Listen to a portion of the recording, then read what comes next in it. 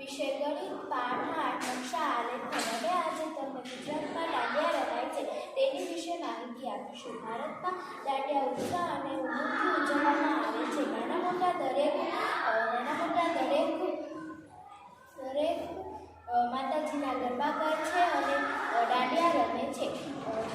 અંબાજીએ મહિષાસુર રાક્ષસ સામે 9 દિવસ યુદ્ધ કર્યું. 10મા દિવસે માતાજીએ મહિષાસુર રાક્ષસનો વધ કર્યો. આથી ગુજરાતમાં દાંડિયા રમવામાં આવે છે. ગામડામાં લોકો મંડપ માંડવા બાંધે છે. તેમાં માતાજીનો ફોટો મૂકીને પોતે દાંડિયા રમે છે. અમારી શાળામાં નવરાત્રિનો તહેવાર ઉજવવામાં આવે છે. નવરાત્રિ એક મોટો તહેવાર છે.